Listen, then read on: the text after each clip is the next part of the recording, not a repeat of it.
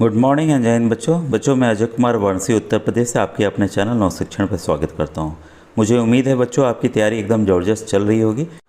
बच्चों एक पिछला वीडियो मैंने बनाया था भूगोल का, जो कि आपने काफ़ी पसंद किया और कुछ लोगों ने पसंद भी नहीं किया।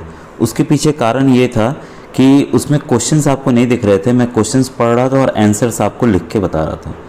बच्चों आप प्रॉब्लम समझ सकते हैं कि अगर मैंने आपको ये भी बताया कि 2009 के क्वेश्चंस या 2010 के क्वेश्चंस आपके आ रहे हैं किस एग्ज़ाम में, 2021 के, 2022 के, तो क्या चांसेस नहीं है कि 2011, 12 या 2009, 10, 12 के कोई भी प्रश्न इस बार आपके 2023 के एग्ज़ाम में आ जाएं? पूरी पॉसिबिलिटी 100% चांस है कि इसमें से कोई ना कोई प्रश्न आएगा। ठीक है। और रही बात कि ये बच्चों देखिए इकट्ठा कई जगह से डाटा करके, और मेरे पास भी पेपर्स रहते हैं। ठीक है। तो ये ज़रूरी नहीं है कि हर एक बार पेपर दिखाने पे उसकी फ़ोटो खींचो, फिर उसकी पीडीएफ बनाओ या कुछ करो। ये सब में काफ़ी दिक्कत होती है बच्चों, काफ़ी समय नुकसान होता है। ठीक है। अगर आपको पेपर्स चाहिए हो, ठीक है, तो आप बताइएगा कि हाँ सर इस तरीके से। मैं ये कंफर्म है कि मैं एक एक टॉपिक को आपको विधिवत क्वेश्चंस बताऊंगा। मुझे 100% चांसेस है कि उससे क्वेश्चंस आएंगे बच्चों। ठीक है। आज मैं आपको विज्ञान के, ठीक है, कई लोग की डिमांड थी, क्योंकि मैंने अपने एनालिसिस में भी मैंने बताया हुआ है जो विज्ञान के 3 पार्ट हैं। एक है फिजिक्स है, भौतिक शास्त्र है, एक रसायन शास्त्र है, एक फिजिक्स है, केमिस्ट्री है, बायो है। बायो में यानी कि जीव विज्ञान है। तो सबसे ज़्यादा जो प्रश्न आ रहे हैं वो जीव विज्ञान से आ रहे हैं, इसके बाद केमिस्ट्री में आ रहे हैं, इसके बाद फिजिक्स से आ रहे हैं। तो केमिस्ट्री का भी मैंने एक अलग वीडियो बनाया था जो कि आप लोगों ने काफ़ी पसंद किया, जो कि प्रश्न आए हुए हैं। ठीक है। वैसे ही जीव विज्ञान का भी मैंने बनाया, आपने बहुत ज़्यादा पसंद किया। फिजिक्स वाला भी आपने पसंद किया है। ठीक है। तो आज मैं आपको जीव विज्ञान के पुराने वर्षों के प्रश्नों को बताने जा रहा हूँ बच्चों। और ये मत सोचिएगा कि ये 2009 का है या 10 का है तो इम्पोर्टेंट नहीं है, वेरी इंपॉर्टेंट बच्चों। आप किसी भी बुक से इसको चेक कर सकते हैं इन प्रश्नों को, कि मैं एक्चुअल प्रश्न आपको बता रहा हूँ, ये मनगढ़ंत वाले नहीं बता रहा हूँ। ठीक है। ऑलरेडी मैंने देखे और कई प्रश्न आपको इंपॉर्टेंट 30 क्वेश्चन, 25 क्वेश्चन मैंने दिए ना, तो वो तो देखिए बुक्स थे अलग अलग, उसमें ईयर नहीं लिखा था। लेकिन ये जो मैं बता रहा हूँ ईयर वाइज बता रहा हूँ बच्चों। ठीक है। तो मुझे उम्मीद है कि आप मेरी प्रॉब्लम को समझेंगे और साथ ही साथ इसकी इम्पोर्टेंस को भी समझेंगे कि इसके क्वेश्चंस जो हैं, प्रश्न जो हैं वो कितने इम्पोर्टेंट हैं और आपके एग्ज़ाम में आ सकते हैं। चाहे बच्चों आप जिस राज्य के हों, मध्य प्रदेश के हों, छत्तीसगढ़ के हों, झारखंड के हों, बिहार के हों, उत्तर प्रदेश के हों, राजस्थान, हरियाणा, ये प्रश्न आपके भी स्टेट में आ सकते हैं। अभी इंग्लिश में मैं बच्चों थोड़ा सा टाइम है, मैं इंग्लिश में भी बताना स्टार्ट करूँगा जैसा मुझे टाइम मिलेगा बच्चों। Thank you. अब मैं स्टार्ट करने जा रहा हूँ आज के प्रश्नों को। प्रश्न नंबर 1 मैं थोड़ा धीमे पढ़ूंगा, हो सकता है कई बच्चों को छूट जाता हो। तरीका ये है बच्चों कि वीडियो पॉज कर लीजिएगा एक बार, आप फिर चलाइएगा। पहला क्वेश्चन है, ये 2009 से बता रहा हूँ बच्चों, अभी 2009 से स्टार्ट में कर रहा हूँ। ठीक है। मलेरिया परजीवी को नष्ट करने में प्रयुक्त औषधि है। ध्यान रखिए जो दवा यूज होती है, और अभी भी इस पर क्वेश्चंस आ रहे हैं, ध्यान रखिएगा। तब भी आए थे, अब 2009 मतलब कि आज से हो गई 12-13 साल पहले, और अभी भी आ रहे हैं। ये दवा है बच्चों क्लोरोक्विन, आपको ही पता है ये दवा है क्लोरोक्विन। ठीक है। ये जो है मलेरिया परजीवी को नष्ट करने में प्रयुक्त औषधि है। ठीक है। नंबर 2 क्वेश्चन है, सिंकोना के किस भाग से मलेरिया की दवा बनाई जाती है? ध्यान दीजिए, मलेरिया से फिर दवा है, ये प्रश्न है बच्चों। और ये देखिए ये दवा जो क्लोरोक्विन है उसी से लिया जाता है, तो सिंकोना के छाल से। ठीक है। सिंकोना के छाल से दवा बनाई जाती है। पेड़ का मैं नाम लिख दे रहा हूँ, सिंकोना। ठीक है। क्लियर हो गया। नंबर 3 है, मूल रोम पाई जाती है। बच्चों आपने मूल रोम कक्षा 4-5 में भी पढ़ा होगा और बाद के भी क्लासेस में पढ़ा हुआ है। मूल रोम जो है वो जड़ में पाई जाती है। इसका क्या काम होता है? इसका काम होता है जल को अवशोषित करके और पौधों के भाग में पहुंचाना। अब क्वेश्चन नंबर 4 है, वात रंध्र का संबंध पौधे से है, यह किस पौधे में पाया जाता है? ठीक है। तो क्वेश्चन नंबर 4 का बच्चों आंसर है शीशम में पाया जाता है। ठीक है। अब इसके बारे में बता रहा हूँ आपको। ये जो है वात रंध्र का संबंध ये शीशम पौधे से, यह पौधे के शीशम के पौधे में पाया जाता है। वात रंध्र जो छाल जो है बार्क युक्त पौधों में पाए जाते हैं। जिसमें भी बच्चों छाल होती है उन सभी पेड़ों में पाए जाते हैं। तो ध्यान दीजिएगा, इसके जो ऑप्शंस थे वो थे नागफनी, शीशम, अरहर और सरसों। तो ये पौधे टाइप थे जो कि काट लिए जाते हैं। जितने भी पेड़ होंगे उसमें उनमें वातररंध्र पाए जाएंगे। तो ऐसा है, तो आप ध्यान दीजिएगा, मैंने इसलिए ऑप्शंस बता दिए। जिसमें ऑप्शंस जरूरी रहेगा मैं ऑप्शंस बता दूंगा। ठीक है, नंबर 5 ध्यान दीजिएगा, किस विटामिन की कमी से रुधिर का थक्का बनना प्रभावित होता है। ये देखिए, ये कई बार आया है, 2000 मेरे ख्याल से 18 में भी आया हुआ है और 21 में भी आया हुआ है। ठीक है, ये 2009 का क्वेश्चन है बच्चों। तीसरे देखिए, पुराना पढ़ना ओल्ड इज गोल्ड कहा जाता है, कितना पढ़ना जरूरी है, तो आपको इसका आंसर पता होगा। नंबर 5 का आंसर है विटामिन के। विटामिन के की कमी से रुधिर का थक्का ये जो है बनता नहीं है। और विटामिन ए जो है ऑप्शन में ए है, उसकी कमी से पता है आपको रतंधी हो जाता है। विटामिन डी की कमी से सूखा रोग हो जाता है, रिकेट्स हो जाता है। और विटामिन बी की कमी से बेरी बेरी हो जाता है। क्या हो जाता है? Beriberi. ठीक है, तो ये आप नोट डाउन कर लीजिएगा बच्चों। ठीक है, अब देखिए नंबर 6 है, पढ़ रहा हूँ, क्वाशोरकर रोग किस कमी के कारण होता है। तो ये बच्चों जो रोग है वो प्रोटीन की कमी के कारण होता है, प्रोटीन। ठीक है, इसको मैं लिख दे रहा हूँ, क्वाशरकोर। ठीक है, क्वाशरकोर जो बीमारी है। और एक और इसी के साथ है, याद रख लीजिएगा, मेरेस्मस। मेरेस्मस ये इसी तरह से सवाल आएगा बच्चों। ठीक है, ये दोनों बीमारियां जो हैं वो प्रोटीन की कमी से होती हैं, ये एकदम नोट डाउन कर लीजिए। नंबर 7 है, प्राकृतिक वर्ण द्वारा जीव जातियों के विकास की परिकल्पना किसने प्रस्तुत की थी। तो ये बच्चों की थी चार्ल्स डार्विन ने। चार्ल्स डार्विन, चार्ल्स डार्विन ने की थी। ठीक है, प्राकृतिककरण। ठीक है, प्राकृतिक वर्ण है। ठीक है, इसको लिख दे रहा हूँ, प्राकृतिक वर्ण। ठीक है, ये जो परिकल्पना चार्ल्स डार्विन ने की थी, उपार्जित लक्ष्यों की वंशानुगति, वंगों का उपयोग एवं अनुप्रयोग का सिद्धांत लेमार्क ने दिया था। उत्परिवर्तन का सिद्धांत ह्यूगो डी ब्रिज ने दिया था। और आनुवंशिकता का सिद्धांत जो है मेंडल ने दिया था। ये अन ऑप्शंस के उत्तर हैं। अब देखिए क्वेश्चन नंबर 8 है, ध्यान दीजिएगा, हेल्पर टी और बी कोशिकाएं होती हैं। तो ये बच्चों क्या होती हैं, ध्यान दीजिएगा, ये श्वेत रुधिर कर्णिका हेल्पर टी और हेल्पर बी कोशिकाएं होती हैं। तो ये WBC वाइट ब्लड सेल्स हैं, इससे बच्चों ये रिलेटेड, ध्यान दीजिएगा। ठीक है, शरीर प्रतिरक्षात्मक तंत्र की लिम्फोसाइट 2 प्रकार की होती हैं, एक टी और ये एक तरह का हमारा जो तंत्र काम करता है हमारे बचाने के लिए, तो टी सेल्स और बी सेल्स इसमें काफ़ी महत्वपूर्ण भूमिका निभाते हैं। नंबर 9 है बच्चों, ये देखिए सब अलग क्वेश्चन हैं, किस रुधिर वर्ग में प्रतिजन अनुपस्थित होता है। ये देखिए आया हुआ क्वेश्चन, मतलब लेटेस्ट में आया हुआ है।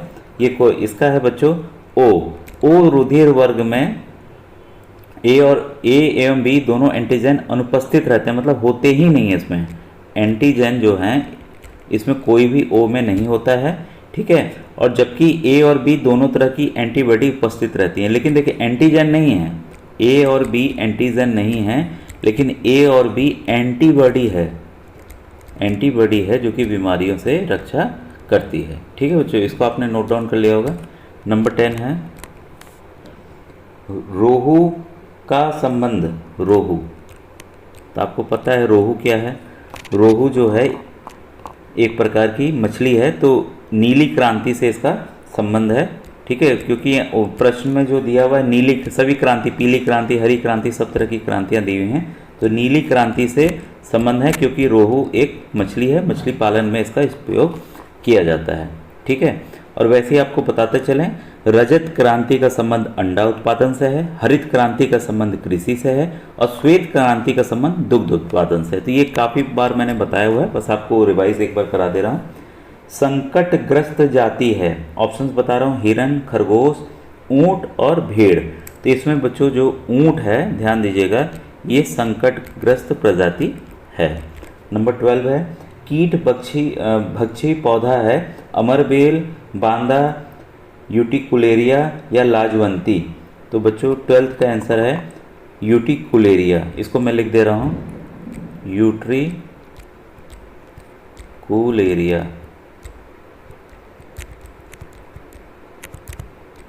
ठीक है, यूटिकुलेरिया ये जो है कीट भक्षी पौधा है। ठीक है, और कीट भक्षी पौधे आपको पता है नाइट्रोजन की कमी से कीड़े वो खाते हैं बच्चों। ठीक है, एक नाइट्रोजन की कमी को पूरा करने के लिए।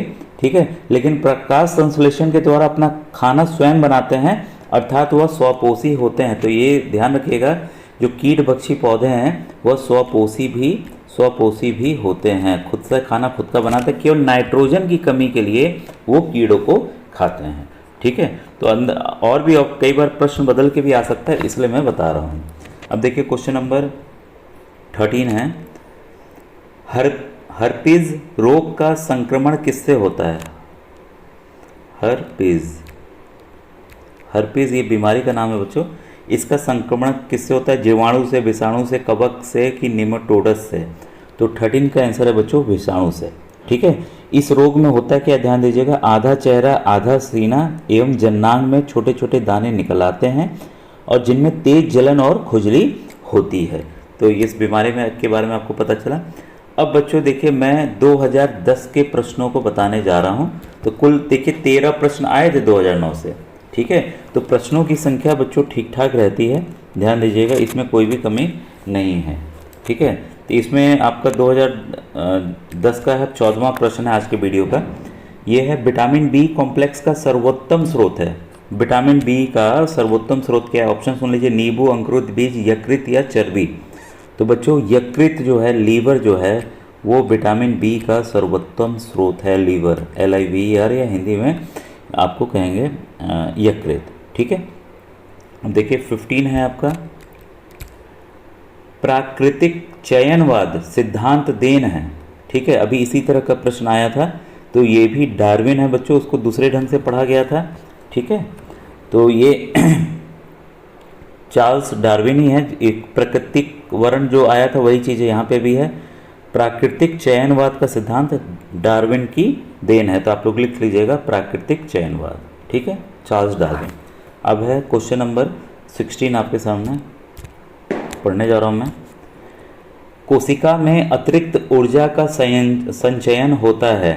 तो ऊर्जा जो है देखिए ऑप्शंस हैं ATP, ADP, DNA या RN। ठीक है, तो बच्चों आपको पता है ये सवाल देखिए आया भी हुआ है, ये 2010 का है, लेकिन मुझे याद है ये 19 या 20 वाले पेपर में आया हुआ है। ठीक है, तो ये ATP है बच्चों, एडेनोसिन ट्राइफॉस्फेट, मैंने कई वीडियो में बताया भी है। तो ऊर्जा का संचयन इसी में होता है, एडेनोसिन ट्राइफॉस्फेट इसका फुल फॉर्म है। नंबर 17 है, अमाशय में पाचक रस का स्रावण होता है। तो बच्चों अमाशय में आवरण उत्तक द्वारा, ऑप्शंस बता दूं, आवरण उत्तक, पेशिक उत्तक, संवहन उत्तक या संयोजी उत्तक। तो आवरण उत्तक द्वारा इसका स्रावण होता है, आवरण उत्तक। ठीक है, ये इसका आंसर है, अमाशय के पाचक रस का। नोट कर लिया होगा आपने। नंबर 18 है, हाइड्रा अपना भोजन प्राप्त करता है। तो ये ऑप्शंस हैं, कूट पादों द्वारा, मुख द्वारा, स्पर्शकों द्वारा या चोंच द्वारा। तो अब इसका राइट आंसर है बच्चों स्पर्शकों द्वारा। ठीक है,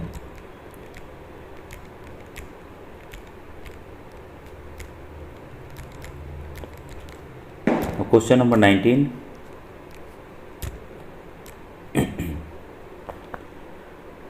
वृद्धि के कारण जीव में परिवर्तन होता है, आकार में, आकृति में, आकार व आयतन में या आयतन में।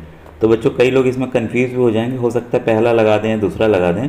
तो इसमें बच्चों आंसर है इसका आकार व आयतन दोनों में। ठीक है, आकार व आयतन, आयतन मतलब कि वॉल्यूम। ठीक है, दोनों चीज़ बढ़ते हैं, आकार भी बढ़ता है, आयतन भी बढ़ता है। ठीक है, नंबर 20 है, इंसुलिन की स्रावक है। तो इंसुलिन देखिए अग्नाशय ग्रंथि से निकलता है, आपको पता है काफ़ी बार आया हुआ है। ठीक है, तो ये आपके लिए इम्पोर्टेंट हो जाता है, अग्नाशय ग्रंथि। ठीक है। इंसुलिन हार्मोन का स्रावण होता है। आपको पता है ये रक्त में जो ग्लूकोज के स्तर को क्या करता है, नियंत्रित करता है, ठीक है। नंबर 21 है 21 है, निम्नलिखित में से किसमें मुकुलन द्वारा प्रजनन होता है, पैरामीशियम, केचुआ, ईस्ट की राइजोपस। तो बच्चों इसका आंसर है ईस्ट, ठीक है। ये चारों में से ईस्ट ऑप्शन है। अब देखिए आपका क्वेश्चन नंबर 22, स्टार्च की उपस्थिति का परीक्षण किया जाता है। ये बच्चों कई बार से आया नहीं है, ये इंपॉर्टेंट हो जाता है, ठीक है। इसको अलग से आप नोट डाउन कर लीजिएगा। तो आयोडीन विलयन, आयोडीन नमक आपको पता है ना, वही आयोडीन नमक वाले का आयोडीन है, ठीक है। आयोडीन विलयन से होता है, ये नोट डाउन आपने कर लिया होगा, ठीक है। स्टार्च की उपस्थिति इसी से पता की जाती है, ठीक है। क्वेश्चन नंबर 23, ये इंपॉर्टेंट था बच्चों। जो जीवधारी दूसरे जीवित जंतु या वनस्पति उत्तक से पोषण प्राप्त करते हैं कहलाते हैं, ठीक है। सिंपल है लेकिन आया हुआ है और इम्पॉर्टेंट है। ऑप्शंस पढ़ दे रहा हूँ, परजीवी, सहजीवी, मृतजीवी या कोई नहीं। तो इसका आंसर है बच्चों परजीवी, ठीक है। आपने नोट डाउन कर लिया होगा। क्वेश्चन नंबर 24, वनस्पति हार्मोन है, तो इसका है जिब्रेलिन। इसमें 4 ऑप्शन थे, एड्रेनलिन, जिब्रेलिन, फिर है सेक्रोटिनिन। तो इसमें जो जिब्रेलिन मैंने एक अलग वीडियो में बताया भी हुआ है कि कौन कौन से पादप हार्मोन हैं। तो जिब्रेलिन है बच्चों, इसको नोट डाउन कर लीजिएगा, वनस्पति हार्मोन है। और इसका क्या कार्य होता है ध्यान दीजिएगा, इसका प्रमुख कार्य है कोशिका दीर्घीकरण एवं पौधों की लंबाई को बढ़ाना है, ठीक है ना। ये भी कभी कभी आ जाता है कि इस हार्मोन का क्या योगदान है, ठीक है बच्चों। अब ये थे देखिए 2009 और 2010 के पूरे प्रश्न मैंने आज पूरे कर दिए बच्चों।